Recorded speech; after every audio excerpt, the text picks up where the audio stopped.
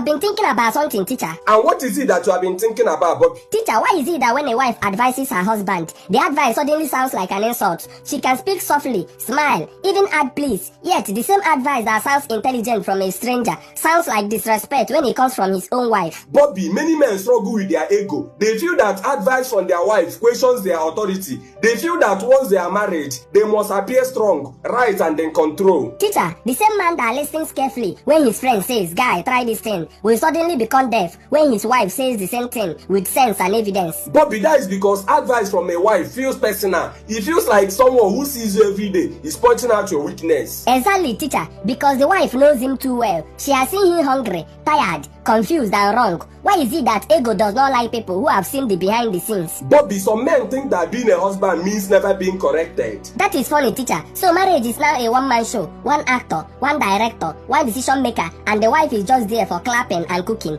Marriage is supposed to be teamwork. How can a team work when only one person is allowed to talk, think, and make mistakes freely? Bobby, some men confuse respect with silence. And that is dangerous because when a wife keeps quiet, problems don't die. They just sit quietly in the corner like mosquitoes waiting for night time. You are right, Bobby. A wife advises her husband because she cares. She'll face the result of that decision with him. Exactly, teacher. A stranger can give advice and walk away, but a wife gives advice and still sleeps in the same house when things go wrong. So a wife's advice is investment, not insult. That is true, Bobby, but most men don't know that correction in marriage is not a competition, but a cooperation. But teacher, some husbands hear correction and think it's a boxing match. They defend themselves, block everything, and refuse to hear anything until the house is quiet and tense. That is ego speaking. Ego is very funny, Bobby. It can destroy peace today just to prove a point that nobody will remember tomorrow. Exactly, teacher. Refusing correction does not make a man strong. It just makes his mistakes repeat themselves like a bad song on radio. Marriage survives when pride reduces. Lesson learned, teacher. A home does not break because of too much advice. It breaks because nobody wants to listen. Very good, Bobby. Love grows where ego sits down.